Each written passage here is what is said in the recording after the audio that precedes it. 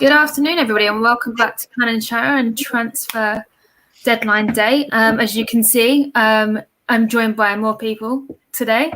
I've got my usual co-host joining me on to the right of me, and that's G. How are you, G? Yeah, I'm good.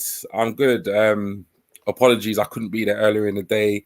For those of you who don't know, I am in the process of moving house, so been doing a lot of kind of errands on the coast in Ramsgate. So yeah, busy day, but I'm stationary at the moment, so I thought I'd jump on and make an appearance. I was texting you guys like crazy the updates earlier, which was fun. I actually felt like a news reporter. I was like, I could get used to this, you know. All I got to do, you know what I mean? Just finding out what's going on and giving you guys information. But yeah, no, it's good to be here. I'm feeling good. Tired, stressed, but I don't know whether that's more the move or more the lack of Arsenal transfer activity. But yeah, no, good to be here and good to be with you guys. So yeah, I'm all good. How about yourself? Yeah, I'm good. Just week off, very chilled. And I'm here, which is even better. It's high level week. Yeah. I'm also joined by the other co-host, Stephen, and a very, very special guest. How are you, Stephen and Josh? Hi. Go ahead, you can talk. Arsenal should be winning because the last two matches they weren't winning. That's right. They haven't won. Yeah. We're good though. Other than Arsenal not winning enough, we're good, and we're looking forward to having a bit more chat, aren't we? Yeah. Oh, that's good to hear. And of course, we're welcoming back our regular guest, Mr. Keith Yates. How are you, Keith? Yeah, I'm all right, thank you. Thank you for having me on once again. You lot will be getting sick of the sight of me before too long. But yeah, I'm good. Busy day, but it's transfer day. It's one of my favourite days of the year. Yeah, no, Stephen said that earlier. Me, I just want it over and done with personally. But we'll get there in the end. Okay, so let's play the intro and then we'll get into it. Arsenal have gone through an entire league campaign without losing. The first time it's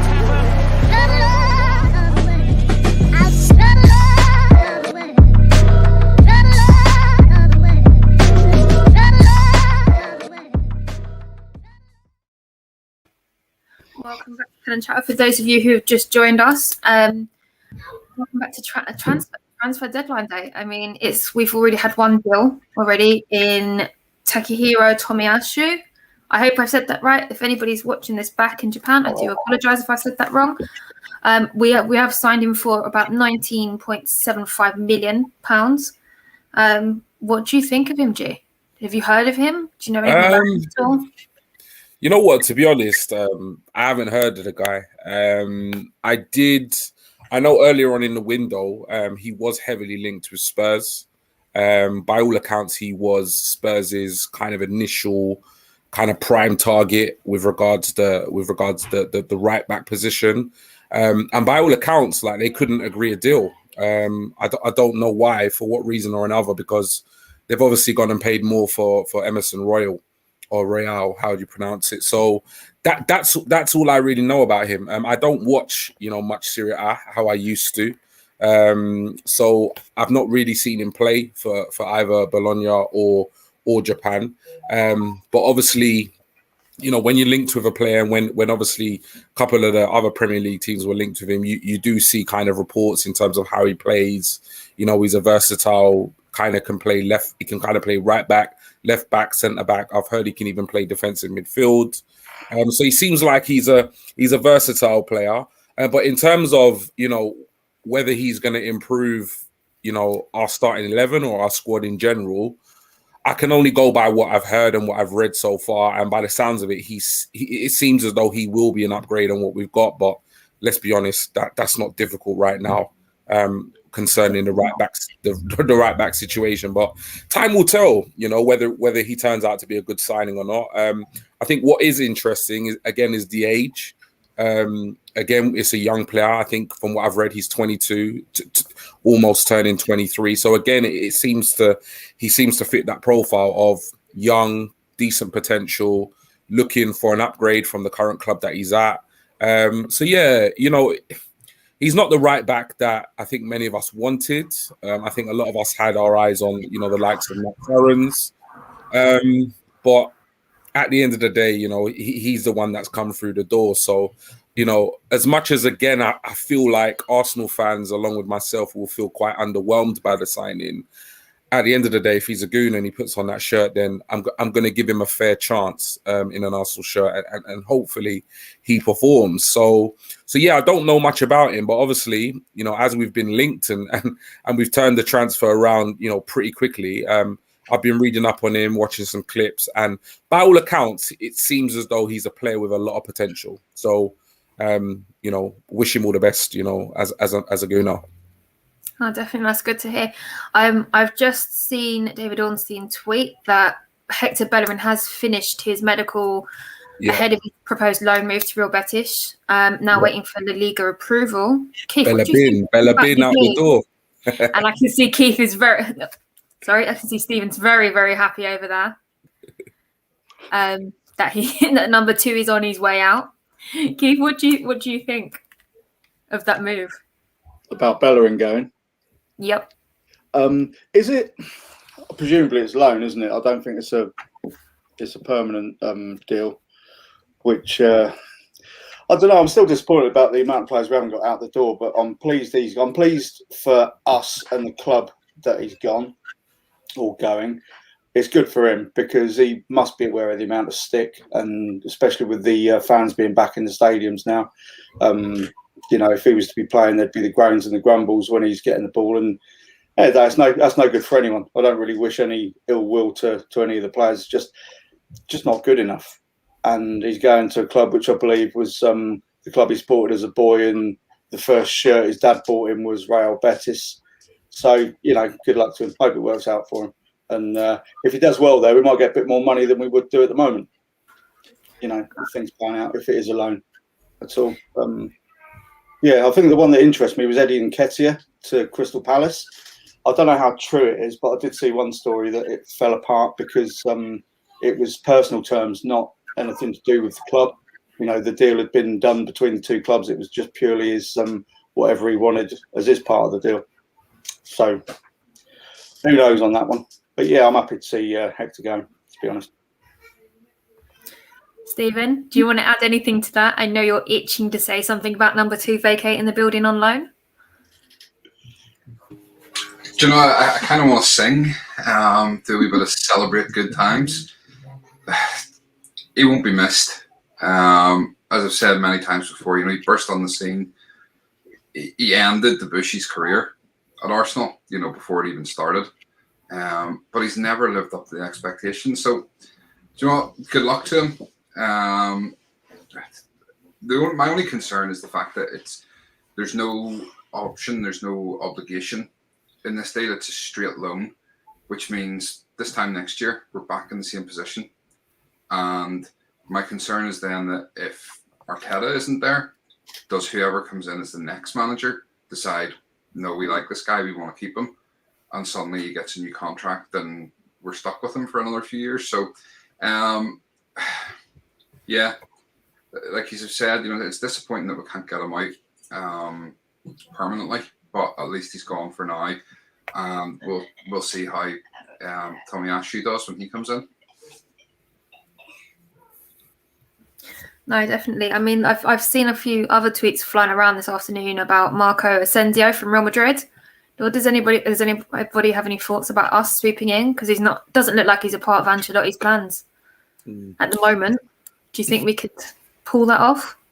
You know what the issue for me is like, and as much as I love deadline day, I much prefer if the club are signing players, even if they're not necessarily the players that we want them to sign. I much prefer the club to be signing players on permanent deals than actual loans, because I just feel as though when I actually look at our kind of recent history with regards to like loan deals, I struggle to find one that was actually successful or actually worked well. Or I think maybe possibly Possibly the only one I would say is probably Odegaard, but then even he didn't really set the Premier League alight. By all accounts, he did really well. He kind of settled in really well with the team, and he was kind of like a focal point. He was a leader off the pitch, and I think Arteta and Edu and the club themselves kind of fell in love with him. And we saw in a couple of games, maybe the North London derby and maybe against West Ham, that there were glimpses of a really, really good, talented player. But I'm not a massive fan of the loan deals. However, it's got to the point now in the transfer window where, particularly if you look at our midfield, we're really light. So I think I was saying it before we came on air. We've got the likes of El Nene, Lokonga, Partey and Xhaka. Now, no disrespect to Partey, I mean no offense, but since he's come to us, it's almost like he's made out of glass. It's almost as if Atletico Madrid knew something. I know they didn't, because it was a release clause, and up until that point, his injury record was fantastic. But for one reason or another, he just cannot stay fit. So that's a major concern for me, because yes, he is a class player, but he's not had a run in the team up until now. Until now, he still hasn't had a run in the team. So his injury record is a concern for me. Now, when I look at Xhaka, obviously we all have our opinions on Xhaka. Many of us feel as though he shouldn't be at the club, given all the stuff that's happened over the years, and particularly the links with Roma. So again, I'm not massively confident about his position within the team. And then I look at the likes of El Nene, who I'm not a massive fan of. I think he's very limited in terms of quality. I don't think he offers very much. And I honestly don't think he'll ever be a success in the Premier League. I just don't think he's got the credentials for it. And then the only other real kind of central midfielder option we have is Lokonga, who, has come in, done a really good job. But, should we really be relying on a 22, 23-year-old who's new to the Prem to kind of, shoulder the responsibility of kind of bossing the midfield? His game is still developing. So when I look at it like that, I'm thinking to myself, if we can't get a perm deal over the line, I think if we finish the window without another central midfielder, I think massive questions need to be asked, because we are very, very, very light in that central midfield area. And when you consider, if AFCON goes ahead, we lose El Nene and Partey anyway, which then takes us down to Lokonga and Xhaka. It's just a huge, huge worry. So while I'm not thrilled with the links is it Arsenio from Madrid? Asensio, yeah. Yeah, while I'm not thrilled with those links, I honestly feel like before the window closes, we're going to need to get a midfielder in, whether it's him, whether it's Renato Sanchez on loan because his move to Wolves has fallen through. Obviously, we'd all love Aouar, but that doesn't look like that's happening. But when you look at the players that are available, if we don't sign a central midfielder before the window closes, I honestly don't know what they're doing. So not thrilled with the links, not thrilled with the links that it will be a loan either. But at the end of the day, the way the market has been managed by Edu and Arteta, we're now at a point where a loan deal is probably the best deal we're going to get at this stage. So getting an extra body in through the door on loan is probably the best option we can hope for at this point. Yeah, no, definitely. I completely agree with you, G. I've just left this comment on the bottom of the screen from RC Bayern Chelsea Fan TV. I know this account from Scott Borg's podcast. It's a football thing. Asensio is an awesome player, but you'd have more option. No disrespect to Arsenal. Keith, what do you think of that? What, of that comment, or of Asensio's options, and would he come to Arsenal, really? He might well have. And I suppose if you look at it holistically, the club looks like it's, not a great place to be at the moment.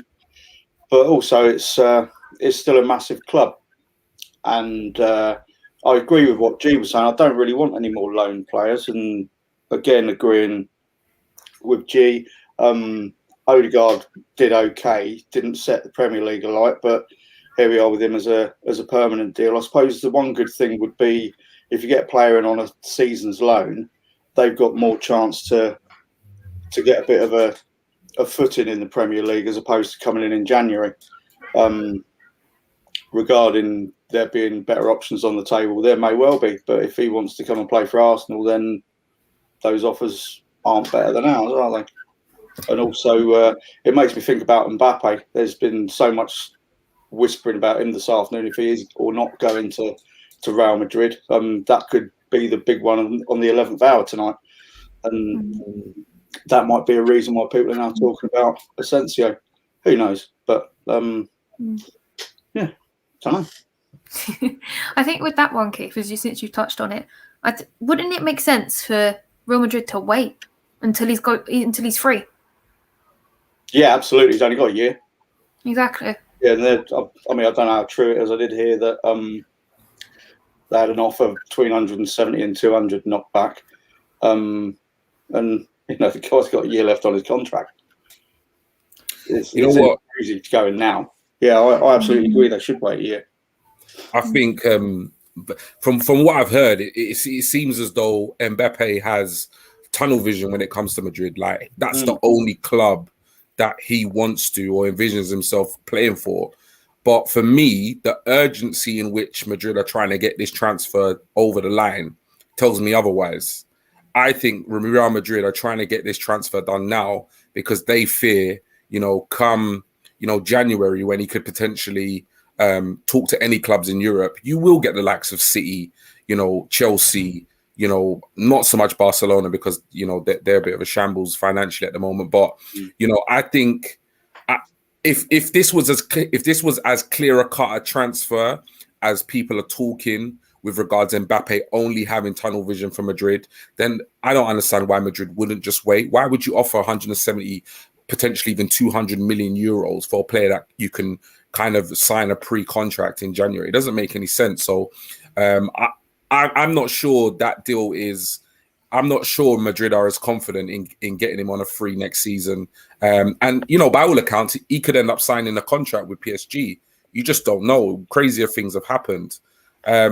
So yeah, for me, it doesn't make sense. Like, and we're sitting here talking about, Arsenal spending 150 million or so on 6 players, and we've not spent enough. And there is obviously the European giant of Real Madrid, willing to spend, more than what we've spent on 6 players for 1 player who they could get on a Bosman free next summer. It's just insane. The gulf between the two teams in terms of spending is just huge. It's crazy. May well have a point about Mbappe, actually. I could see Man City would probably be the only other ones I would think of that would be swimming in those waters. Yeah, they'd go hard for him. If he became a free agent or could sign a pre-contract in January, the fact that by the sounds of it, they have missed out on potentially a Messi deal, they have missed out on a Ronaldo deal, they'd go hard for Mbappe in January. So I think Madrid would probably rather just spend the money, get him done, than leave it and potentially have rivals to deal with, because clubs like City, they threw 150 at Kane. So they'll throw 200 at Mbappe, no problem. Yeah, totally agree. Oh, sorry, guys. Breaking news. Dan James has signed with Leeds from Man United on a 5-year deal. Unfortunately, the fee's not disclosed, but I've heard it's about 30 odd mil though. Yeah, I saw 25. Yeah. He nearly went there a couple of years ago, didn't he? Before he went to United. That fell through for some reason. I'm going to jump in here for a wee sec, because Josh is going to go on and go to play for now, but he wants to say something to all the people who are watching the video. What should they do if they like the video? Subscribe. Yeah, what else? Yeah. Bell. Hit the bell. Anything else? Brilliant. Hit And the everything. thumbs up. Like this. Excellent. Right. Say goodbye, Josh. Bye. That's good. See you later, Josh. Bye, Josh. Good mate. Yeah, so you know what though, that puts it into context though. It's like, we're sitting here struggling to offload our players, and don't get me wrong, Dan James is a good player. He's got a lot of potential. He's a bit of I call them type players a bit of a kind of hit and run, in that they kind of take a touch and run. He reminds me of a bit of a young Walcott, in that he had blistering pace, but he doesn't really know how to or what to do with the ball when it's at his feet other than run into space. But he's got bags of potential. He's gone to United. He sat on the bench, and they've made a profit. And I'm like, how have they done this? And we're struggling to get rid of far more senior players, far more experienced players. So yeah, hats off to whoever's doing their outgoing deals, because for me, if anything, his value should have. Yes, he's young. Yes, he's got years ahead of him. But if anything, his value should have either stagnated or gone down, not gone up. And somehow they've managed to make, I think it's like 12 odd million profit on him, which is insane. Yeah, no, it's just absolutely crazy. I mean, I don't know what we're doing. I mean, I don't know if you saw earlier, G, but Stephen said to me, "Oh, yeah, Runarson's on his way out," and I said, "Please tell me we sold him." And it's a loan deal. I don't understand it. Why can't we get rid of these players? It's just the other thing as well is that with all these loan deals, like I think I was talking to you guys off air. You think about it, Eddie's out of contract, Lacazette's out of contract, El Nene's out of contract. I think those are three that I know of off the top of my head that are out of contract. And when you actually think about that, like Lacazette, we paid near off 50 million for. Eddie's obviously a Hale End boy, well, originally from Chelsea, but he's a youngster, etc., etc. In this market, definitely worth somewhere between 10 to 15 million. And then you've got El Nene, who you could easily get, anywhere between maybe 8 to 12 million for. And you look at that, like Laka, really and truly, if he has no intention of signing a contract, why have we not moved him on? Now, I'm not saying he should have signed a contract, but there needed to be a very blatant, obvious conversation between player, agent, and club to say, what's the plan? Like, what's the plan here? What's the strategy with regards to Lacazette? Are we keeping him? Are we keeping him? If we want to keep him, we got to tie him down. If we don't tie him down, we got to get rid of him. So you're talking about, I'd say Lacazette in this market is worth at least 20 million. So you're talking 20 million, just say 10 million for Eddie, that's 30. Say another 10 million for El Neni. That's 40 million pounds worth of, regardless of what you think of them, they are, I don't know what the right word is, but they're players that play for Arsenal. And you've got 40 million pounds worth of player that are just going to walk out the club for free next summer. And that is just insane. Like, it's just crazy. Regardless of whether we think Eddie's good enough or not, or El Neni's good enough or not, or Lacazette likewise, at the end of the day, you can't allow assets. That's the word I was looking for. You can't allow assets to the club to just leave for free. We did that with Ozil. We did it with Socrates. We did it with Mustafi. And all these players we paid big money for. And again, it's going to happen. And it's going to happen with the likes of Bellerin. It's going to happen. It's almost like history just repeating itself. So, yeah, as much as I want those players out the door, the fact that they're just going to walk out the club for free next summer is really worrying, because we're not a Man City where we have a completely bottomless wallet where we can just spend money. At the end of the day, we need to accumulate money where we can in order to reinforce our spending. And right now, players are literally walking out the club worth decent amount of money, and they're walking out for frees, and that's got to be looked at, because from a business perspective, we're literally hemorrhaging money. It doesn't make no sense. No, I completely agree with you, Judge. I think I saw a tweet earlier in the week, and with all the rumours that we were linked out for players who were supposed to leave this summer, someone worked out about 80. We could have actually made 80 million this summer, and we didn't do it. So I don't know what we are doing. Honestly, I really don't. If you add that deficit to, because obviously everyone's been going on about how much money we've spent, we're about 150 million now. Those players, even just the ones that G mentioned just now, if you put their wages in as well, which if they're on loan, we're probably going to be subsidising, you could be looking at 50 million just for those. And then when you add that to what we've already spent, that's 200 million already, because that is wasted money. Like we said, I've said it a couple of times. If you're offered 10 million for Nketiah, take it, because like G said, this he goes for nothing, and he can sign a deal with anyone come January. Crazy, man. It's just it's ridiculous. How can you run a business like that? You can't. Just can't do it. Okay, it looks like the comments are absolutely buzzing, guys. If you are in the chat, make sure you give the video a like. And obviously, if you're not subscribed, please hit that subscribe button and the notification bell. Just Feyenoord have confirmed the signing of Reece Nelson. Okay, that's good. That's just gone through. When we were on with James Rowe earlier this morning from Amsterdam, apparently they're in the middle of a rebuild themselves, and he's concerned over game time. So it should be interesting to see how he gets on over in Amsterdam. I'm not an expert on Dutch football. This is just what we discussed in the morning. Nor am I, to be honest. But it'd be interesting for him to see if he actually gets into that first team. Okay, so we've got Mr. Sparks 1886. Basuma is the obvious one. Why aren't we pursuing it? Guys, have you got any answers? Because I can't repeat myself on this answer. I'm going to end up pulling my hair out of this conversation. So, guys, what do we think of Basuma? Do you think he's the answer to our midfield? Do you want to go, G? Yeah, you know what? With regards, Mr. Sparks 1886, I don't quite get it.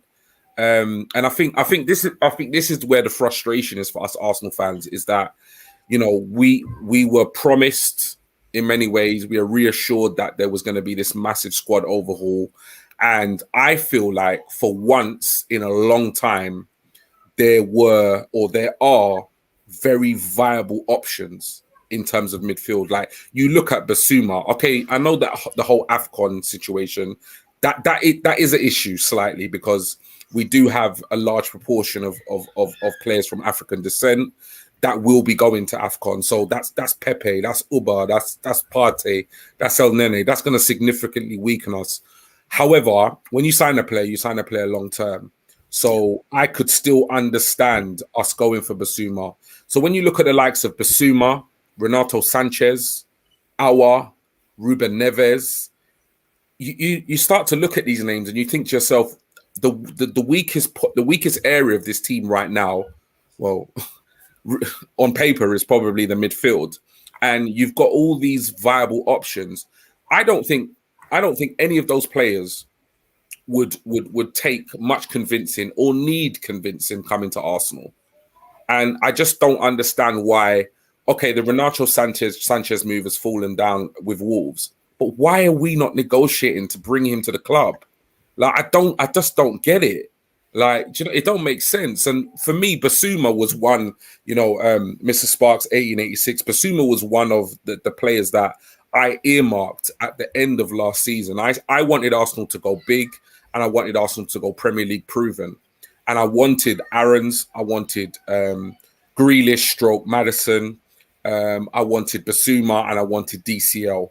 That was the caliber of player that I wanted to come into the club, because for me, you know, they're quality players in their own right where they've played, and they play in the Premier League. They don't need any transition, any kind of transition in terms of like coming from another league, etc. And by all accounts, Brighton, you know, if they had got a substantial offer for him in the region of 30 to 40 million, he would have gone. He would have been allowed to leave. And let's face it, you know, in the beginning of the window, he made it pretty clear that he would have liked to have played for Arsenal. Really good mates with Pepe. Have they got the same agent? I think they do, yeah. You know, Arsenal flag seen in the background of some of his Instagram posts. And I'm like, you know, what's going on here, you know? So, yeah, Basuma for me it would be a fantastic addition to the side. And he is just one of many players that I just feel like, as soon as this window shuts at 11 o'clock tonight, you know, there's going to be a massive kind of, you know, reaction and meltdown, because there's so many players that we could have gone for, and I think realistically we could have got, and Basuma was definitely one of them. And I have no idea why we're not pursuing him or haven't pursued him. It doesn't make any sense to me. Just some confirmation coming through. Reece Nelson to Feyenoord is confirmed. Yeah. So, yeah. I'm not sure if you talked about that or not, but yeah, it's all right. Double confirmation doesn't hurt anybody. That's absolutely fine. Keith, have you got anything to add to this one? Yeah, a little bit. I mean, totally agree with G. I mean, Basuma looked like he was desperate to come and play for us. You know, we all saw every single social media post. There's like either an Arsenal cap in the background in his hotel room. You know, he's posing for pictures with Pepe. It was obvious that he wanted to come. The only thing I can think is because we chased so long and hard after Ben White, and it seemed like the Brighton board and the chairman were playing hardball and they didn't really want to let him go. unless that was part of the deal. We said, right, we will leave Basuma alone. But then you got to think, if it's a choice between the two, you'd have got Basuma a lot cheaper. You probably would have got another defender for less than 50 million if you looked elsewhere. I'm not saying I'm not happy we got Ben White, because you all know what I think about him. But that's the only thing I can think, is that they did a deal and said we'll leave him alone, because I don't think Brighton would have wanted to sell both of them, especially to the same club. It's the only. I can't see any other reason. AFCON's not a big enough reason, because the guy's a monster. He's absolutely proven in the Premier League. He's one of their best players as well. Yeah, exactly. That's the only thing. Otherwise, it makes no sense at all. I think if they did sell both to us, I think they'd be going back down again, unfortunately. But it's the same case with Norwich, really, wasn't it? And with the whole Villa. When sell Max Aarons, that's it. They've had it. Okay, so got Matt Darrington. We should be signing a central mid, even if it's cheap. Even if it's a cheap option with primary experience. Matt, who would that be? I'm not even 100% sure, guys. Any suggestions? Can't be anyone cheap from the Premier League, to be honest. Nor can I. No, I think any Premier League players from in midfield that we'd be looking at is going to come with a decent, hefty price, to be honest. I can only think of like Ruben Neves, Basuma. I don't know. Maybe he's got a suggestion or two with regards to midfield option. What about this one? Against that at the moment, by the way. Sorry, say that again. I said I wouldn't be against Jack Wilshere coming back at the moment. Oh, man. No, thank you. Has it got to that time yet? 10:59. Let's sign Jack Wilshere. Don't say that. Apparently he's training over in Italy. Training in Italy. Yeah, I've said this earlier on. It came out. And rumours Serie, he's training is it Serie B? Como in Serie B. Okay. So here's one for you. What about Calvin Phillips? There was a lot of talk, people suddenly liking him over the summer after his performances with England. I'd rip someone's arm off for Calvin Phillips. Yeah. Yeah. Absolutely rip their arms off for Yeah, him. I'd have Calvin Phillips alongside Partey. 100%. Yeah. Do you know what? He's an upgrade on what we got, in my opinion. No, definitely. Mr. Sparks 86, Mbappe's shirt sales would alone pay for the transfer, though. Best player in La Liga. Isn't he still in France at the minute? Isn't it League One? He hasn't gone yet. Yeah. Although Madrid are still saying that they have a chance to sign them today. Yeah. Mbappe will stay PSG for this season, win the Champions League. Madrid scared because clubs like City United will offer massive wages and a big sign-up. Yep, that's true. 25 to 30 million. I'm not quite sure who that's about. If that's about Jack Wilshere, I'll cry. David Israel James sold to their rivals United to Leeds. Not a move fans would approve of. I've actually seen quite a few level-headed United fans not really fussed about the move. To be fair, David. I don't know how many United fans you guys know. Have you heard anything from them on this on Dan James' move? I've got a few United mates. None of them have said anything, which makes me think they're probably not that bothered. It's not like a Cantona again, is it? It's like, he's a fringe player. Maybe some that's got a bit of a War of the Roses thing going on for it, but no one I know is bothered. Yeah. Mr. Spots 8086 is completely correct. Everyone knows we're desperate to offload. That's why the players are worth nothing.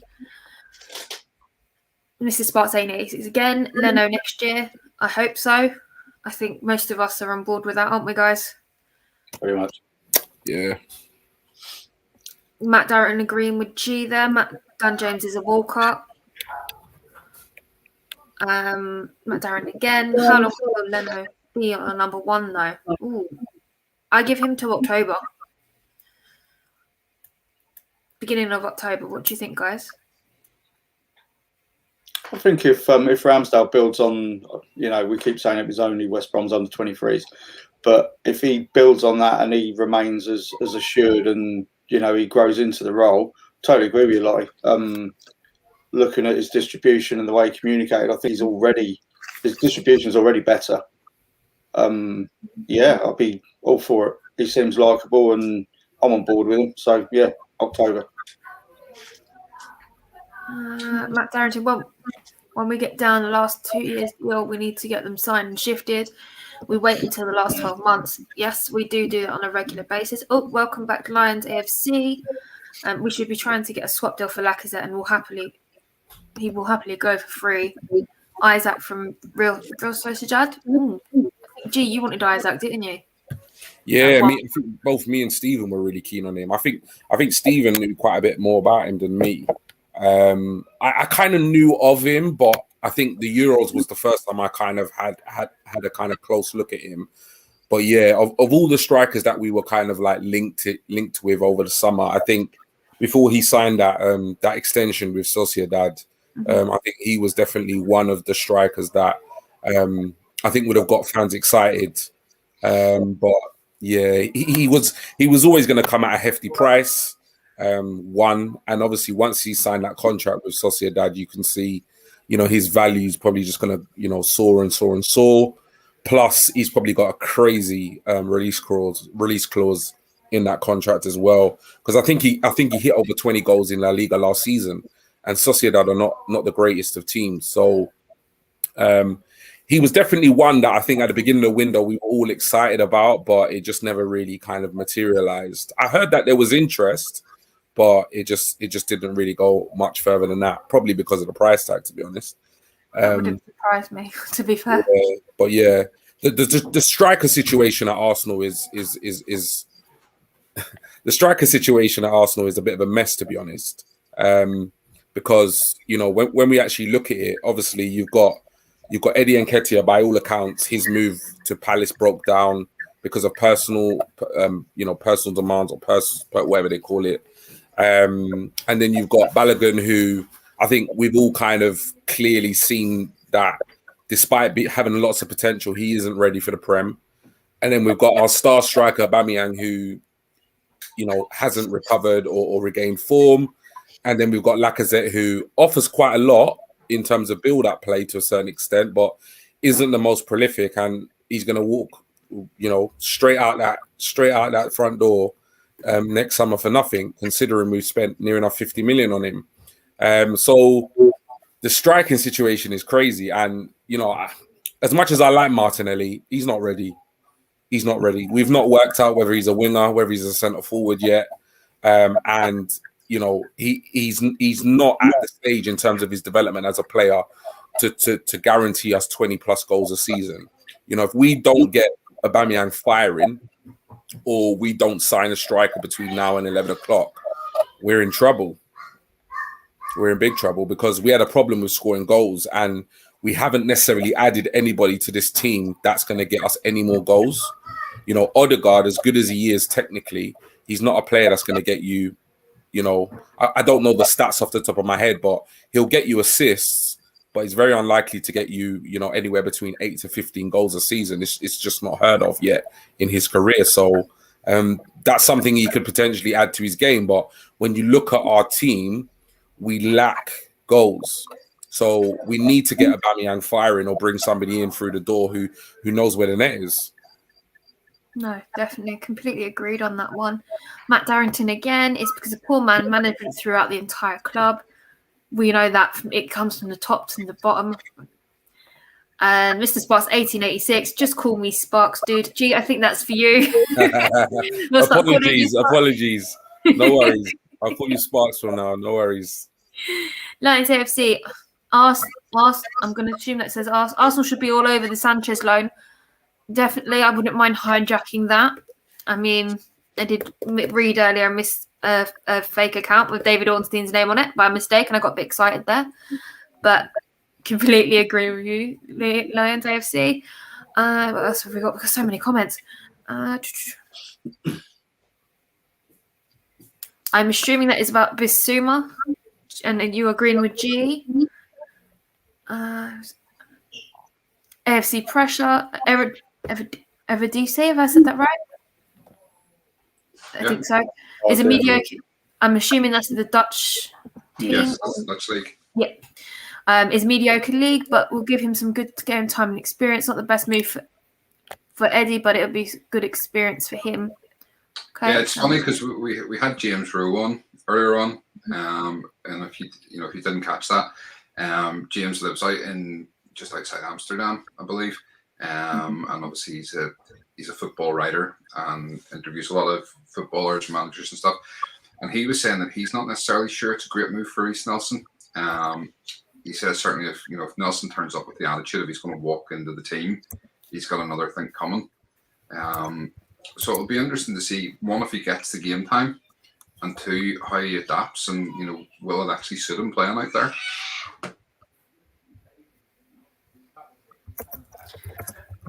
Okay. Georgina, the later it gets now, the more annoyed I start to feel. I think we're all with you on that, Georgina. Yeah. Aren't we, guys? The longer it goes on and there's no signings, which is more frustrating. Who else we got? We got Sparks again. Explains a lot if they're the same agent as Pepe and Matt paid for him was an issue. Okay, that is obviously about Bissouma. We've had this one. There we go. Wilshire's a free agent. Oh, okay. Wilshere is a free agent. Doesn't need to be done inside the window. I still wouldn't want him back. It's just not for me, I'm afraid. Georgina Phillips is class. Well, was class against Burnley the other day too. Just fights for everything. Love him. I think we all fell in love with him over the Euros. To be fair, Sparks. It was about Dan James. United fans too busy creaming over CR7 Yes, from Sparks. David Israel, maybe they don't care about Leeds. That's possible. That is possible for United fans. David Israel, Isaac had a great summer. He did.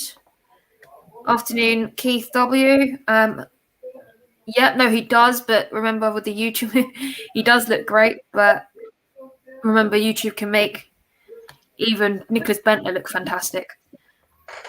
No worries, Steve. We knew you meant Nelson.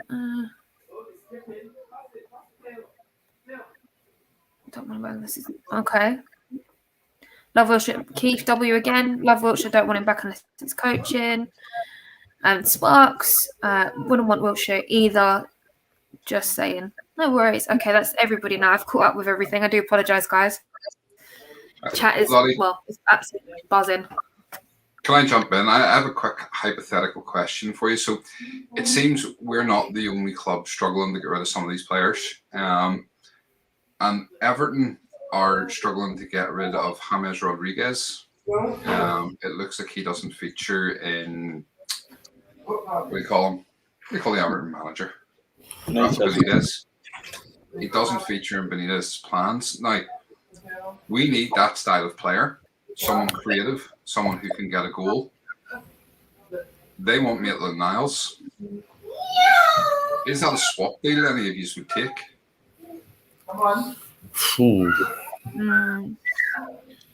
It depends which James Rodriguez you get. It's like he's definitely got talent.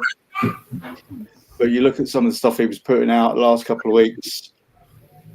I don't know. He probably is, if you get the right head version of him, he's probably better creative player than we've got at the moment. And if it's a straight swap, Ainsley's obviously not happy. I don't know what's going on there. That's like the weirdest thing in the world at the moment. Yeah, I'll take it. Because I don't see us getting another attacking midfielder in tonight. I just don't see it happening. So yeah, I think you should broker that deal, Stephen. Okay, well, listen, we've talked about this before. I take Edu's job and do it better than he will.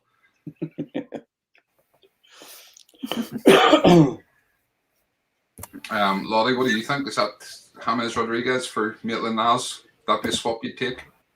And you guys in the chat, what's your opinions? I don't know. If I'm honest with you, I haven't really thought about it, to be fair. If it makes both players happy and it works, then yeah, I don't see why not. But like Keith said, it depends which Rodriguez turns up. Yeah, absolutely. I mean, I'm not sure. Like, does anybody know any bit of like background as to why that kind of all went wrong? Because from what I remember, when he started the season, he was absolutely like bossing it. I remember him scoring a couple of goals, a couple of assists at Everton.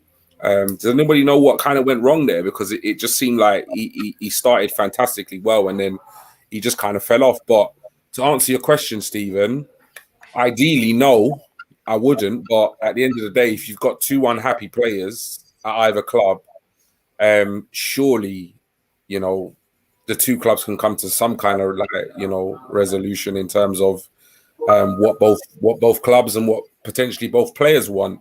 He wouldn't be the player that we wanted, but let's face it, the vast majority of the players we've brought in have not been the players that we've wanted. So yeah, I can't see it happening, but you know what? At this stage, even if it was a loan, I wouldn't say no at this stage, because I just think right now from midfield we haven't got any goal scorers. Partey can't score. Smith Rowe, it's not the part of his game. It is the part of his game that needs the most work. Odegaard doesn't set the world alight when it comes to goals per season. Lokonga, he's young. We haven't really seen that part of his game. Xhaka, well, yeah. So where are we going to get goals from in terms of midfield? So, and one thing you do know about him is that, he can hit it from inside, outside. He gets into good positions. He's definitely an offensive player that knows where the goal is. So we need to address that before 11 o'clock. Obviously, it's looking slim that we are going to be addressing it. But, yeah, a midfield option that can score and create, potentially what we're looking for. But whether it's him or not is something we need to bring in between now and 11. But it's not looking likely, is it? No, I mean, I'll stress that it's purely hypothetical. There's absolutely no links and no rumours out there to that effect. That's just me asking a question based on seeing something there about him wanting to go, and just sort of thinking about the fact that we're struggling to get rid of some players, and we potentially have an unhappy player there in Maitland-Niles. But yeah, we do. I'm the same. I agree. We need to do something in terms of getting another creative player. The fact that we're linked in, and I didn't obviously get a chance because one thing or another didn't get a chance to speak about Asensio. Asensio is very much in the same mold as Hossam Aouar. The same sort of player. They're a left-sided midfielder. And if we are being linked with him, then it kind of shows that, that is an area we're potentially still looking at. I still think there's a deal to come tonight. I don't know why. I still think there's one more deal in here. I just don't know what it's going to be. I don't know whether it's going to be an Aouar or whether it's going to be something a wee bit further back in the midfield. But we're light in numbers in the midfield. The Turkish transfer window doesn't close for another week. So there is still the possibility that Kalashnik can go to Fenerbahce. There is still the possibility that El Neni can go to Galatasaray, who are rumoured to be interested. But at the minute, we only have 4 central midfielders. So if we let El Neni go in the next week, we're going to have 3 central midfielders. And one of them goes off the AFCON in January, which would leave us with 2 central midfielders. And if we, even if we keep the 4, potentially 2 of them are off the AFCON in January. So for me, we still need another player who can play central midfield. So I still think there's one more deal out there. And I'll be honest, if there's not, and I've said this before, either way, for me, Edu needs to go. He needs to go, tomorrow morning.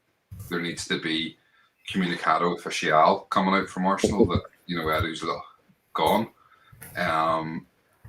But if we don't get a central midfielder, I think we're going to be in big trouble. Yeah. Agreed. No, definitely. I mean, just looking at some of the comments coming in, there's quite a few people who are completely against the idea. Keith, what do you think? About what? Sorry, I missed that. I had to go and sort the bolognese sauce out. I was in danger of burning the kitchen down. Do you think James would be another Mesut Ozil?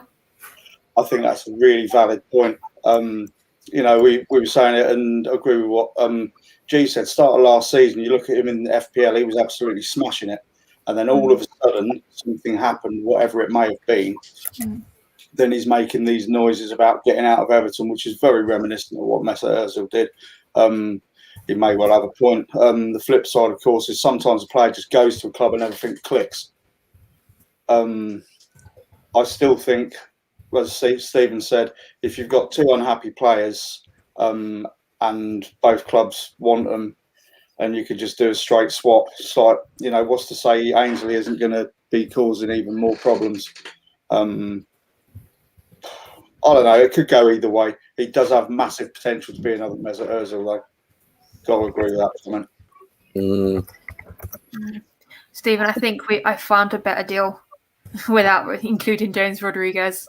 Yes. Yeah, absolutely. Maitland-Niles plus cash for Calvert-Lewin. See who else they want as well, to be honest. No, definitely.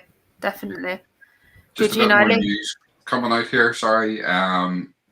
Busquets and Jordi Alba have both agreed to take pay cuts. It's been now done in order for Barcelona to be able to register Sergio Aguero under the financial fair play parameters. So they have signed new deals and taken pay cuts to allow Aguero to actually play for the club. That's if Aguero stays. He apparently wants to go because he's not getting to play with Messi. So, but it's interesting that, for me, we talked last night, and obviously, Keith, you were on with us last night, so it's very fitting that you're here again for this conversation. We talked about whether number 34 genuinely loves the club, and the fact that he's running about clutching the badge and, home is where the heart is and all this sort of stuff. And yet he twerks for a move to Roma all summer. And he gets, he signs a contract extension for another year off the basis of doing absolutely nothing. And we're supposed to believe he loves the club when he 2-foot tackles Man City players and gets sent off when we're 2-0 down. But for me, then you have Sergio Busquets and Jordi Alba are taking pay cuts to stay at the club. And PK, I believe, is already taking a massive pay cut to stay at the club to allow them to register players. Those are players that love their club. Those are players that are playing for the club and not for the money. And that, that's the sort of player I want to see. I know it's not the sort of thing that's going to happen very often, and we're not going to be put in that position. But those are the sorts of players that you want at your club. So yeah, just a bit of breaking news. Just thought I'd share it with you. Agreed.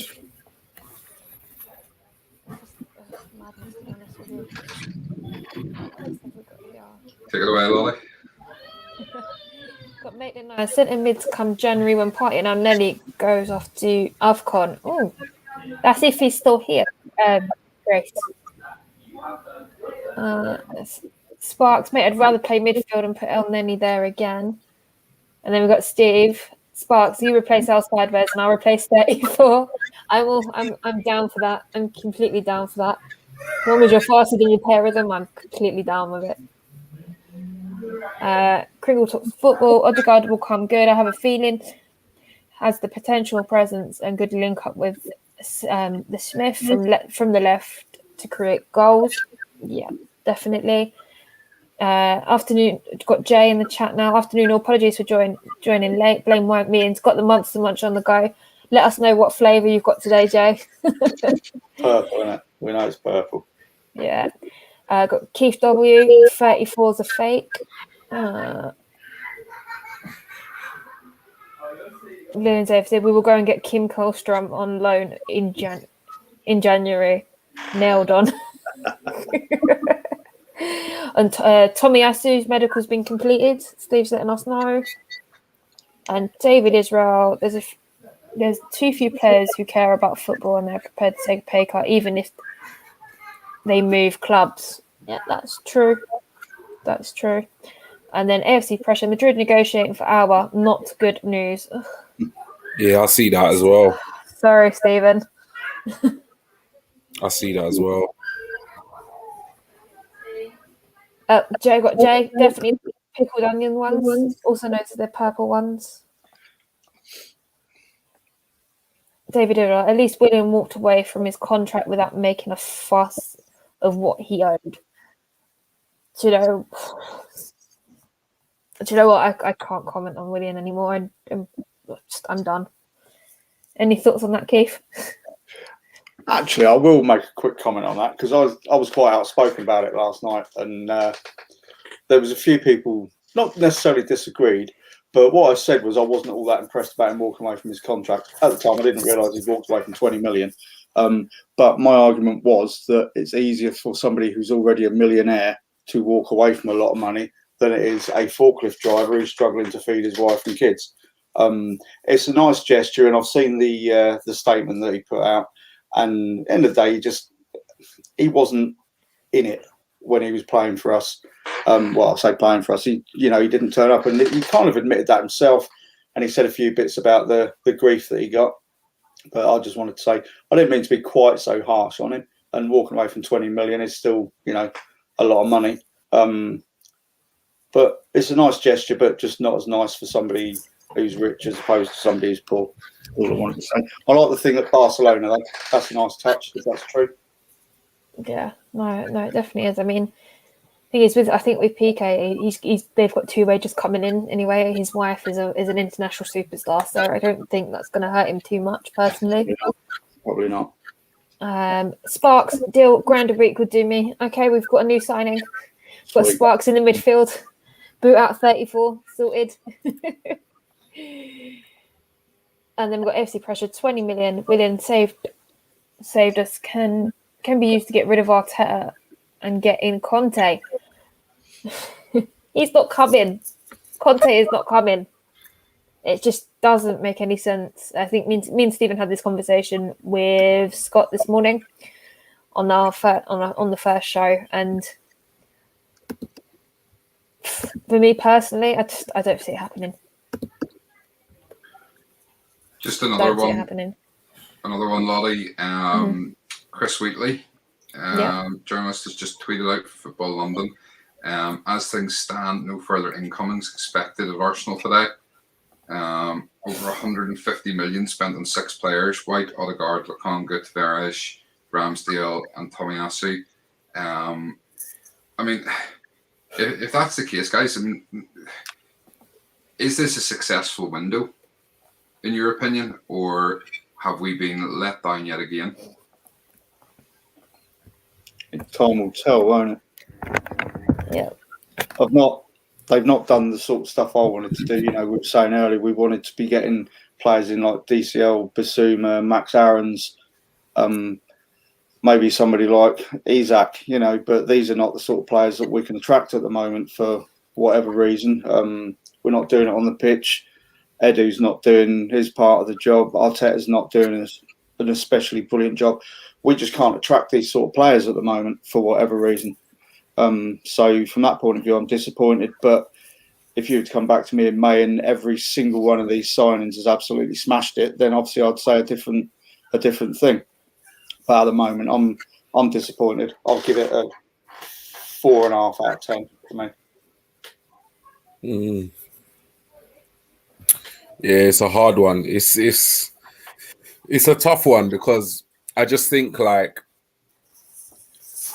we've spent money, like, in a way we can't compare ourselves to Chelsea, Man City, and so forth. But you can't help but make those those comparisons because as an Arsenal fan, you sit here. We spent 150 million on 6 players and.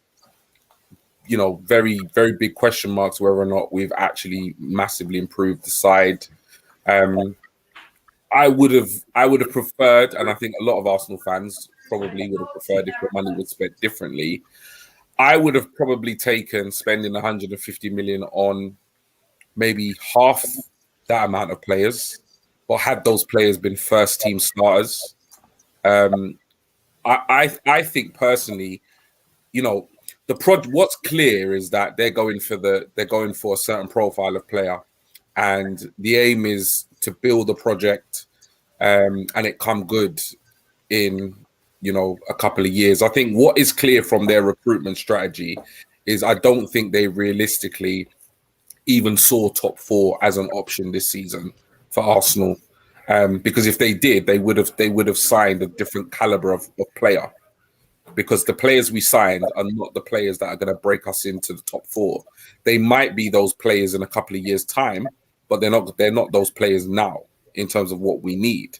So it's like, I just think when I look at the likes of Chelsea and Man City and what they've done over the years, every time they've made a signing, the signing has been for a first team player, or it has been for a player to go straight into that first 11 and kind of replace somebody, so bench somebody or compete with somebody in the first team.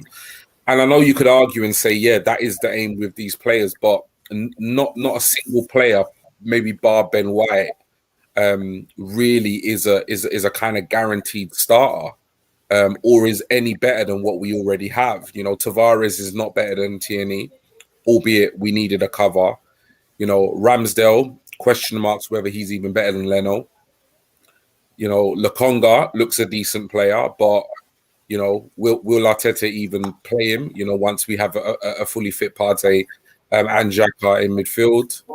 So yeah, it's a worry. It's a concern. I just think it would have been better had we just signed the likes of Maddison, Aarons, and Basuma for a similar amount of money, similar price, but they would have instantly improved the first team.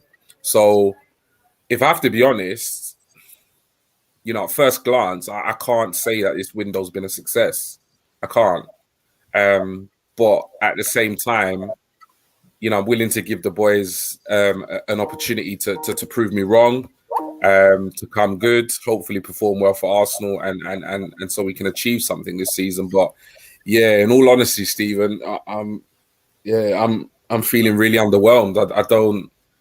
I can't see how we can look at this window and look at the amount of money we've spent compared to what we've brought in and say that the window's a success, when really we have a toothless strike force, a midfield with no goals, and by the looks of it, a defense, albeit, you know, still very leaky in terms of conceding goals. So yeah, I'm not thrilled with the recruitment, if I'm honest. Guys, if I can just jump in there, I'm afraid I'm going to have to sign out now because I need to go and sort some dinner out and sort these kids out who you may well be able to hear on camera. So I'm going to sign off, but I'll be in the chat box this evening. Okay, Keith, where can they find you before you go? Do you want to plug yourself? Yes, you can find me on Twitter at the Mad Rambling One, or my Twitter tag is... What is my Twitter tag? Keith at Mostly Arsenal. Yeah, have a look for that. Or you can find me on YouTube. Got my own channel called Mostly Arsenal, where I sometimes talk about Arsenal. I sometimes talk about teenagers walking into lampposts and stuff, which is normally quite good for a laugh. Yeah. So, yeah, if you fancy it, look me up on there. Have a good evening, guys. Good evening. Cheers, man. Keith. Take it easy. Catch you soon. See you later. Bye. Take it easy. Oh, no. Right, gosh, right, where are we? One. Sparks, those signings say that they've already been written off this season. I think with these signing Sparks, that at the moment, some of them, so little is known, and that's why they've been written off. So we'll just see what happens. Keith, hate to say we're going to struggle to get top 6. Agreed. Lions AFC. Why is Bellerin on a loan deal? Should be gone. Doesn't want to be here. I think with that one, G. What do you think? And I know that me and Stephen talked about it in the morning. Sorry, G. But they don't have the money for him. They're struggling to get rid of players like we are, and the player that was meant to be going changed his mind. So he's now on loan with no option to buy. What do you think? It's just a case of, like, you know, same old. You know, we've just, you know, we've infamously struggled to sell players, move players on for decent prices, and if, you know, as much as we were all behind the whole clear out in terms of the Ozils, the Mustafis, the Socrates, but there's only so much of that you can do as a business. You know, like we've bought these players. The recruitment's not been great. It's not worked out. And we can't just continue to allow players, you know, to leave for frees or, you know, loans without options or obligations. It just doesn't make any business sense. So in a way, like, I can kind of understand why the club, you know, have potentially blocked the move for Ainsley to go to Everton to a certain extent, because, you know, it's kind of got to make sense, with, you know, with a player when they're leaving the club. And for me, like with Bellerin, it's like, I think he goes on loan to Betis. Obviously, they haven't got the money. He comes back after a year, and then I think he's got a year left on his contract. So we're going to be in this position next year where we're going to be in a very, very difficult position of whether, you know, does he have a good loan spell and then potentially get reintegrated into the side? Does he come back and then go out for another loan? And then at that point, we have to get an obligation to buy. Otherwise, he leaves the club on a free. Or does he just sit tight for a season and decides to leave anyway? So it's the outgoings. It's just been awful. It's just been terrible. Like, to be honest, like, we've moved on Mavropanos, you know, on loan. We've moved Guendouzi on loan. I can't remember if that's an obligation or an option. And then we've got Salaba on loan. And other than that, obviously, Reece, Nelson, like, we're just loan FC. Like, we're just loaning all our players out. But the problem is all these players on loan are coming back. And then what? You know, we're going to be, like I think Stephen said earlier, we're going to be in the same position next summer where we've got loads of deadwood, which we keep talking about. And it's like, okay, what do we do with them? And that's what I said earlier, like, as much as it's all well and good saying that Eddie Nketiah, Lacazette, the likes of El Neni are going to be leaving the club next summer, but that is 40 million worth of talent potentially just walking out the front door. And that's just bad business. And for a club who, you know, has a limited budget and tends to spend what they earn rather than, you know, having a bottomless wallet, you can't hemorrhage that type of money. You know, you spent 150 million in this market, and next summer 40 million is just going to walk out the front door. Like, the strategy, you know, a decision should have been made on Lacazette at the beginning of the summer. A decision should have been made on Eddie at the beginning of the summer. The likes of El Nene, like Edu and Arteta and the club should have had a plan in terms of who they were keeping, who they weren't keeping, and basically executed that plan. And what's clear is that they've somewhat executed the plan in terms of the players they want in. Whether or not we agree with the players they want in, they seem to have strengthened in the areas they see fit. But in terms of going out, it's been a disaster. It honestly has. And I think that has probably what has stopped us from actually going on to, you know, bring in maybe, you know, we've got 6 players, but we probably would have had the squad overhaul we would have liked if those players had gone out. But where those players haven't left the club, you can't keep buying footballers if you've got existing footballers that won't leave or can't leave or you can't get rid of. So I think if we saw the likes of Xhaka leave, El Nene leave, Eddie leave, I think we would have seen more incomings. But where we've seen a limited number of outgoings, then that's obviously going to have a detrimental effect on how many players we can bring into the club. But yeah, these loans, it's just annoying because it's just postponing the problem. We're going to have the problem again next summer. You know, and it seems like other clubs seem to be able to get rid of deadwood within their squad, and they seem to be able to, you know, get rid of them for decent prices as well. But for some reason, we just can't do it. So I don't really know what the answer is, but it's not good. No, definitely not. Completely agree with you there, G. I've just seen Fabrizio Romano tweet.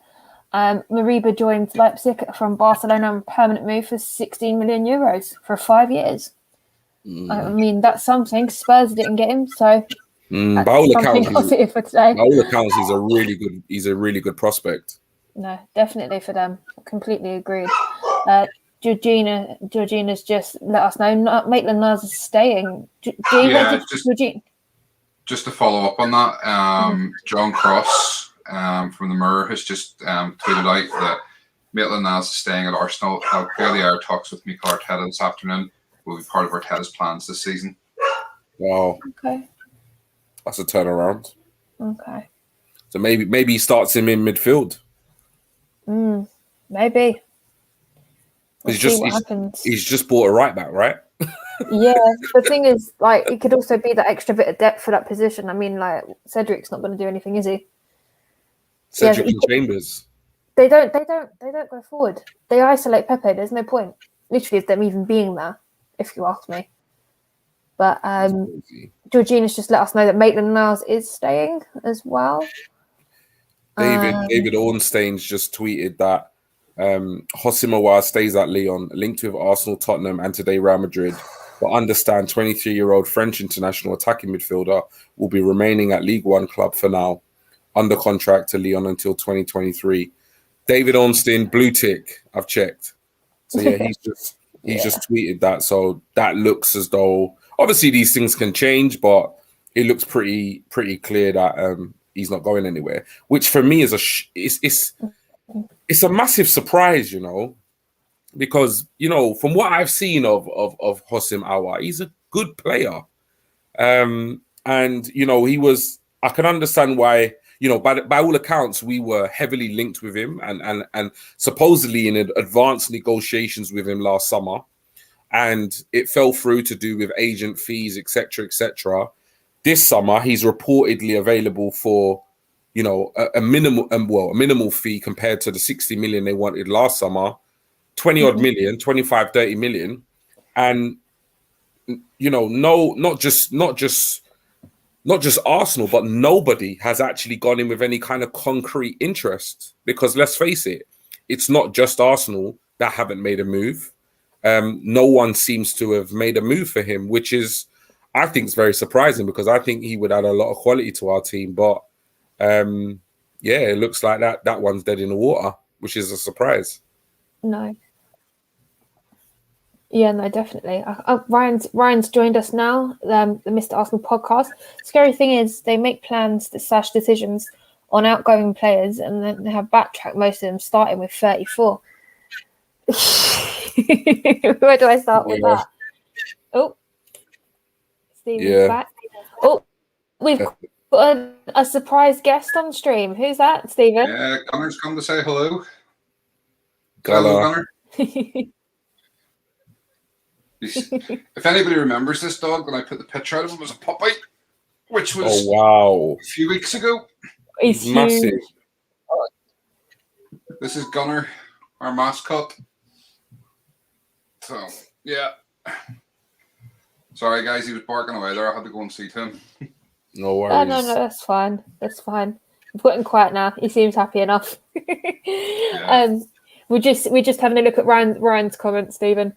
I mean, what can we say on that? Gee, sorry, you were interrupted there. I do apologise. Yeah, the scary thing is they make plans, decisions on outgoing players, and they have backtracked on most of them, starting with 34. Yeah, I think that's probably the worst one of the lot, the 34 situation, because you know doesn't matter what Arteta comes out and says, doesn't matter what number 34 comes out and says. It was very, very clear and evident that he wanted to move on. Roma wanted to potentially sign him, and Arsenal were happy for him to go.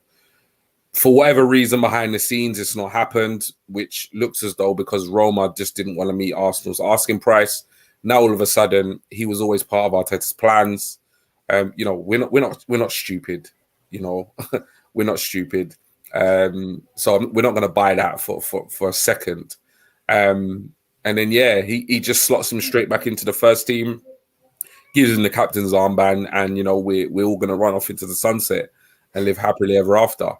I think he's going on his own with Arteta because I know the Arsenal fan base ain't going. So, and then not only that, we give him a contract extension. So, do you know what I mean? So it's just, it's a lot.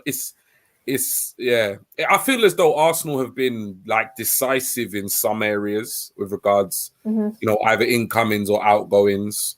Like, I think they made it fundamentally clear to Willian that he wasn't part of their plans. But yeah, some of it you just can't quite get your head around. Do you know what I mean? And there's a lot of questions to be answered in terms of this window. You know, not just about the incomings, but why we haven't got rid of the players that we ought to get rid of. Because as I keep saying, you know, there is a significant amount of money in terms of players and assets that are just going to literally walk out the front door come January or in the summer when their contracts expire. And, you know, you might find the odd occasion that you might get a big club and, you know, you get the odd player that will run down their contract. But, you know, we're looking at a significant amount of players that are just going to walk out the club for free. And although we may look at it and say we don't care because they're not good enough, but from a business perspective and how Arsenal Football Club is run, it's not a good sign. It's mismanagement, because you either tie down your assets or you let them go and you make a profit, or you make some money back, but they're just going to walk out the front door, and it just doesn't rest easy with me. It's poor management of the first team and obviously the extended team. So yeah, it's not good. It's not good. I honestly believe that I think I was having this conversation with somebody on Twitter earlier, and I honestly believe that both Arteta, I don't think Arteta makes it to Christmas, in all honesty. And I don't think Edu makes it. I think Edu makes it maybe till the end of the season max. Tomorrow for me. Yeah, but I can't see either of them at the club. Excuse me. My throat's a bit dry now. I need some water. I can't see either of those two individuals, Edu and Arteta, at the club next season. I just can't see it, because I think Edu's job this summer, albeit it might not be an easy one, I don't think he's done well enough. And in terms of results, I'm not optimistic that Arteta is going to get the results that he needs to save his job. I think results will improve. Of course they will improve. You know, he's got too much quality in that squad for them to not improve. But I don't think they're going to improve to the extent that is going to keep the board and obviously the Arsenal fans happy. And I think he'll be gone by Christmas.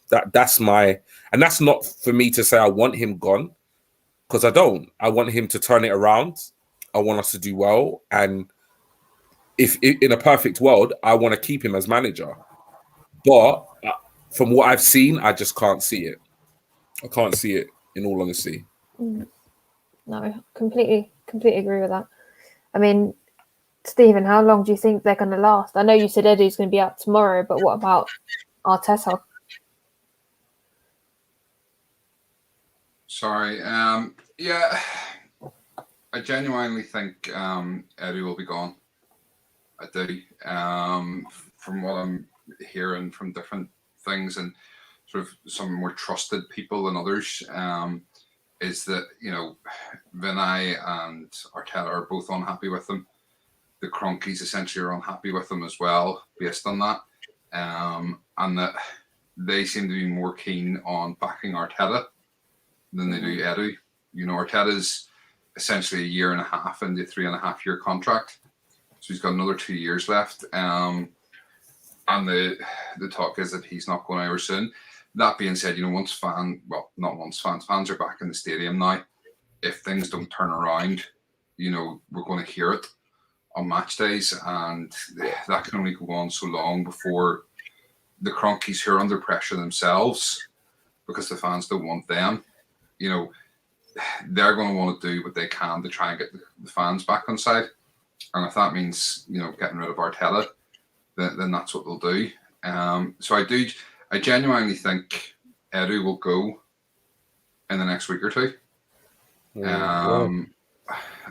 I really do think that. For me, he just hasn't done his job. You know, why we're sitting here on deadline day and we still, you know, it's not 100% confirmed yet that number 2's away. Number 34 is still at the club after you know, the deal was there to be done with Roma. He should be gone. They've terminated Williams' contract rather than being able to get money for him. We lost money. We got him on a free, and we've lost money. Yeah. You know, we've loaned Nelson out rather than selling them. Oh man. And we've extended his contract for a year to try and, you know, potentially get a bit of money. We haven't been able to get rid of Eddie Nketiah. Kalashnik's still here. Elneny's still here. Lacazette has a year left on his contract, and it looks like he's going to run that down and go for free. You know, all of these players that should have been gone by now, and they're still here.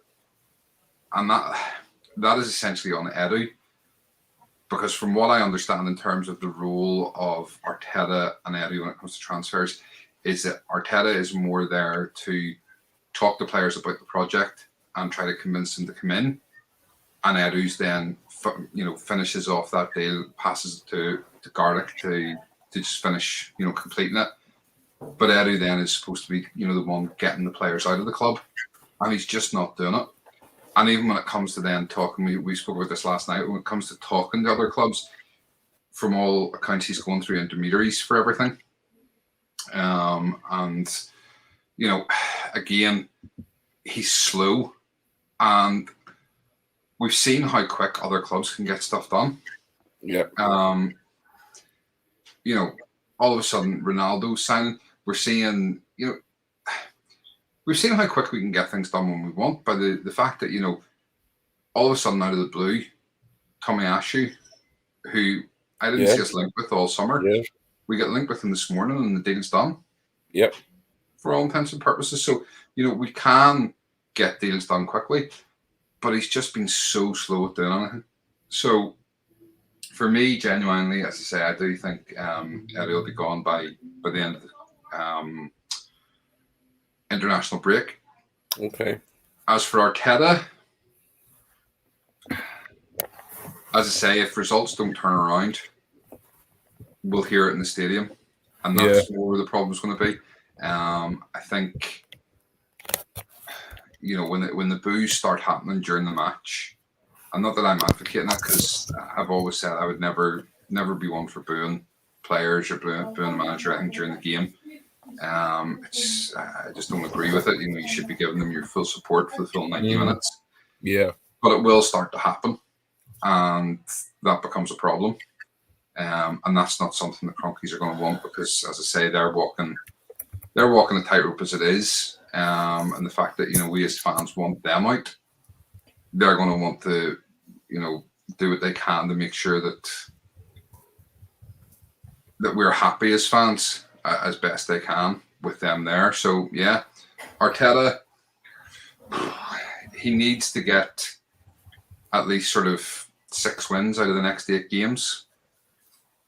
I think if he doesn't get that, then he's in trouble. I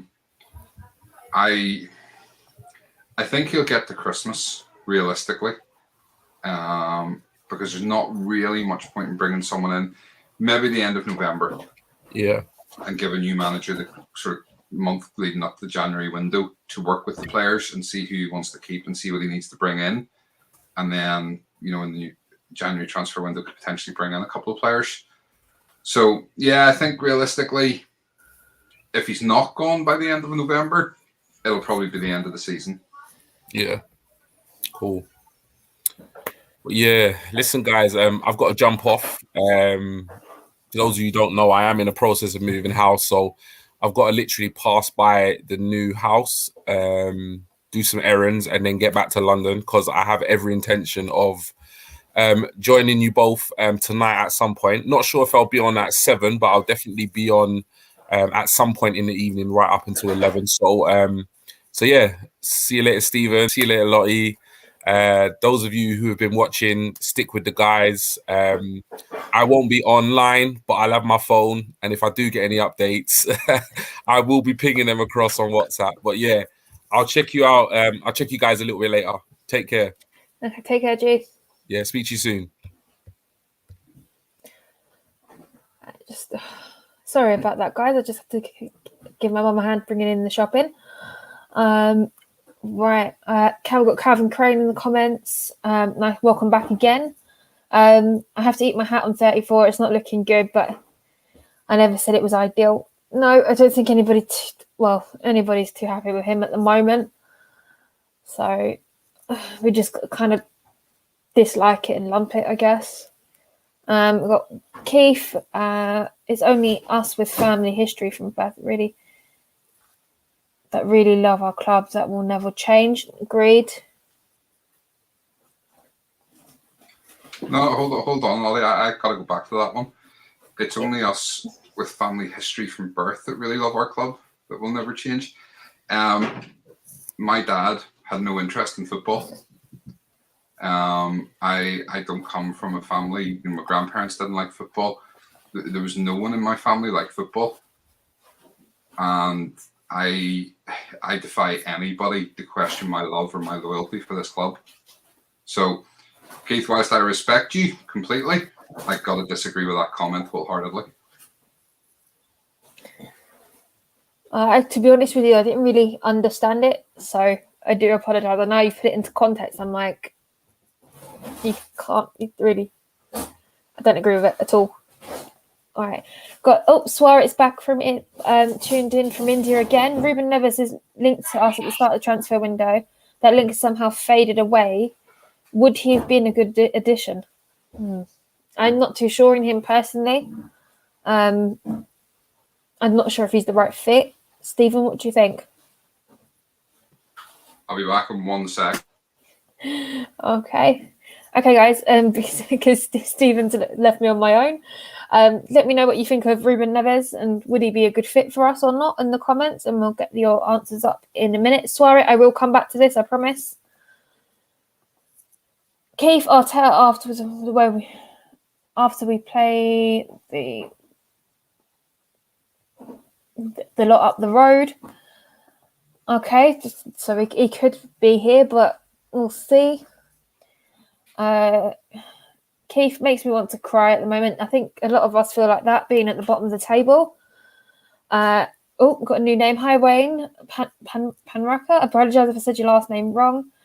Arsenal have spent 150 million, still bottom and haven't scored one goal. Arteta is a joke. Simply not up to the job. Well, it's looking like that at the moment, but for me, I'm still on the fence. I think Stephen still is, although he's probably leaning to Arteta out at the moment after the contract extension for number 34. But let me just go back up to Suarez's question. Do you think Ruben Neves is the right fit for us, Stephen? Yeah, I mean, Neves is a good player, and I said this at the time when we were first linked with him, that I thought, for me, he's an improvement on Granit Xhaka, number 34, as we call him. Lottie's decided to disappear completely. Yeah, I mean, for me, he was a good. He would have been a good signing. It's obviously not going to happen. I just see Lottie coming back in there. No worries. Please. If you think about it, a couple of years ago when he first came to Wolves, you were talking a 35, 40 million pound fee for him, and you wouldn't have batted an eyelid at it. Some of the play, and he's very good defensively. He goes forward well. For me, if you look at him, he's a better player than 34. Stats would actually, if you go by stats, they would probably tell you that 34 is actually a better player. But for me, I don't go by stats an awful lot. I go by what I see on the pitch. And for me, I think he fits in better. So, yeah, I mean, I'd have been quite happy with him. I'd still be quite happy with him if we made a move today for him. So... No, it could be an interesting move. Sorry, Stephen. Breaking news: Brighton have completed the signing of Abdallah Simas from Slavia Prague on a 4-year deal for an undisclosed fee. The 20-year-old striker will join the champion side Stoke City on loan for the season, and with the move subject to international clearance. That's actually quite a good signing.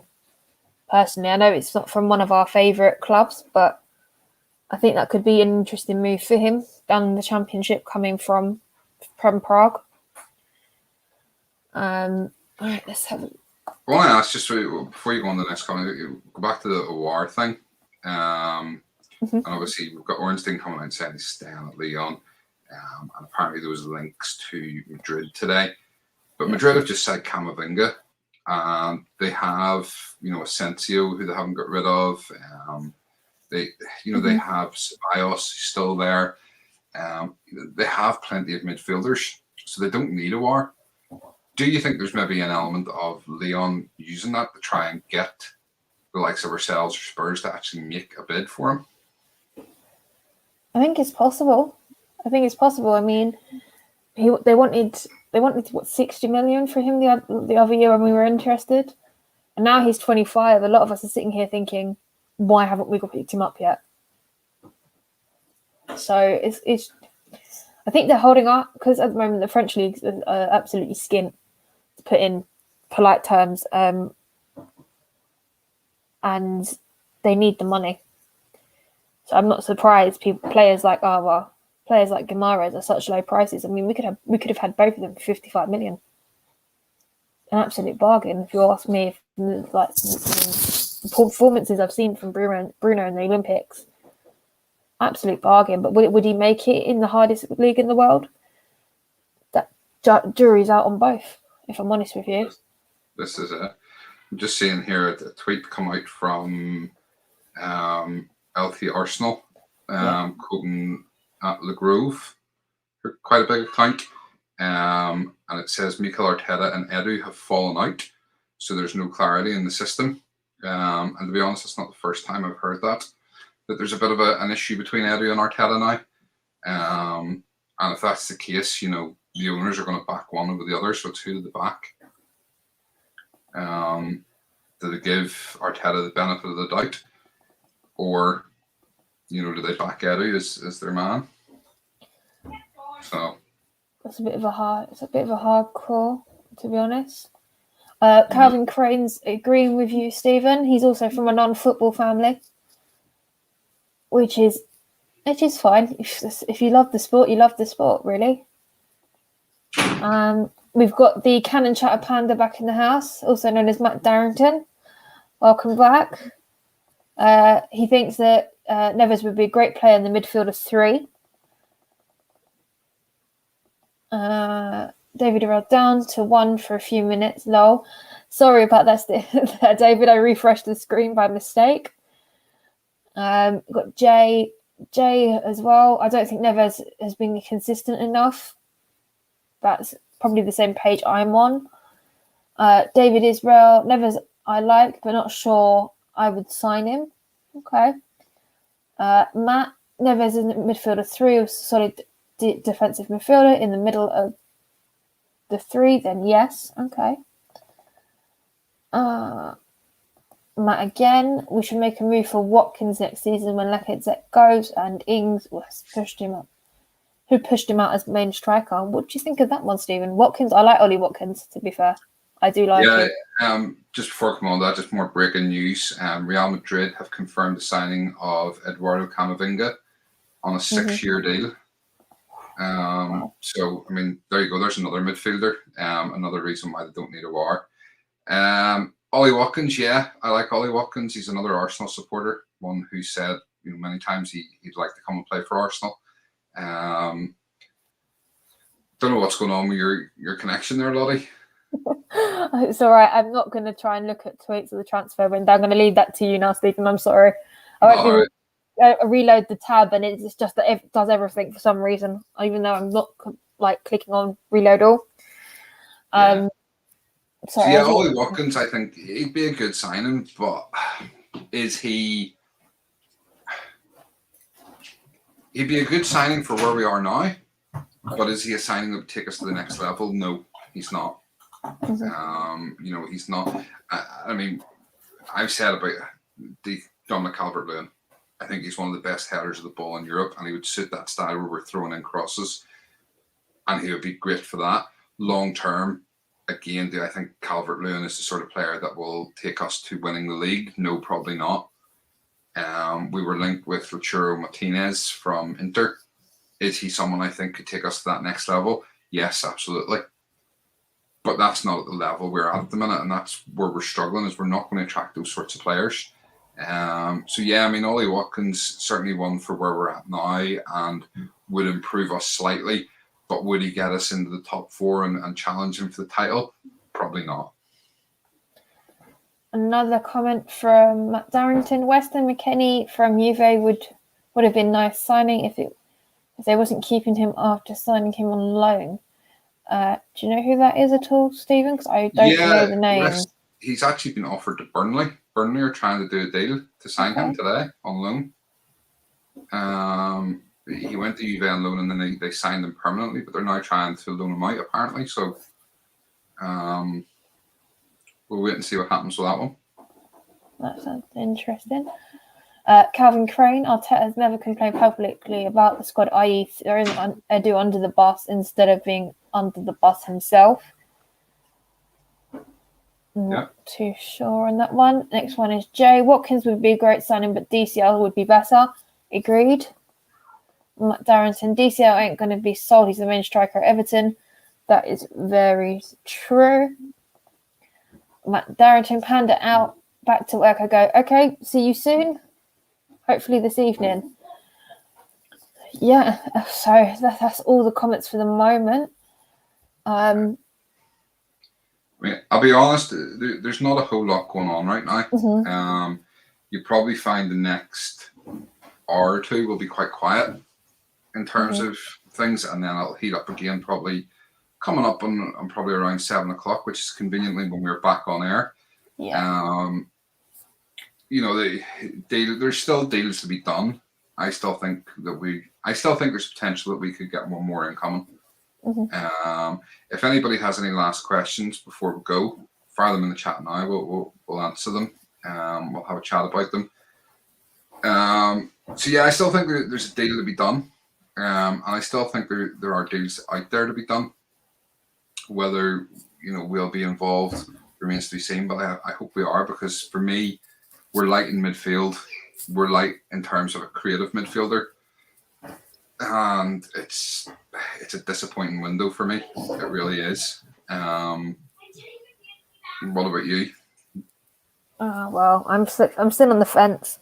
I've watched so much footage of Sambi. It's the only signing I'm really, really happy with, because I've watched him play. Well, he's pre-recorded last 2 seasons, but I'm really happy with him, as you guys already know.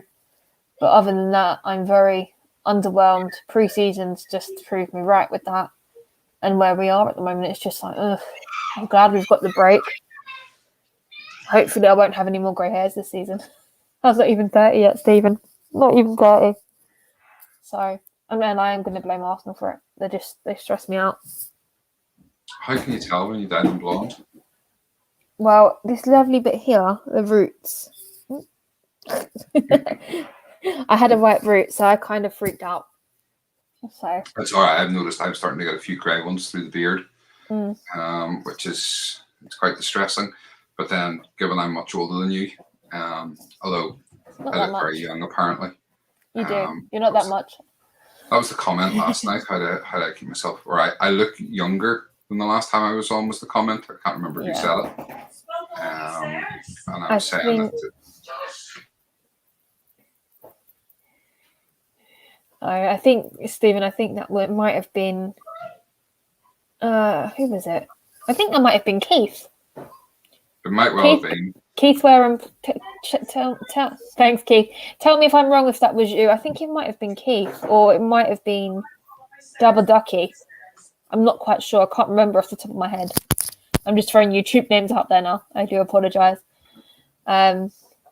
Oh, Jay, don't worry. I found a few greys the other week. I'm only a month older than you. That is true. You're a month ahead of me. If you've got a few more than me, I am very happy. Thank you, Jay. You've made my day. So, it's all right. 1992 babies. Right. Well, listen, I think we'll wrap it up there for now. Yeah. Obviously, you're going to be back at 7 o'clock with Albert from Albert JTV. Yes. I will join you a wee bit later. It's all kicking off in my house now, so I got to go and help the kids. No worries. Once I get them to bed, I'll be back with you later on. No worries. So Albert coming on at 7 with us, and then we have Angelo, the sensible gunner, on at 9 o'clock, all the way from Portland, Oregon. So hopefully there'll be some stuff to talk about tonight. Make sure to come back and join us. If you haven't done already, drop a like on the video. Make sure and subscribe to the channel if you are new. Nice to be here for the stream. Great having you on with us, and I will sort your order out shortly. Oh, sorry. Is it right? I'll let you do it. No, that's fine. You can Yeah. go ahead. I'll be out for a few hours doing a quiz, but I'll tune back in when I get home. No worries. Awesome, We'll be David. on probably till about 11:30 anyway. So thanks, and catch you all soon. I'll be watching next stream, hopefully. Brilliant.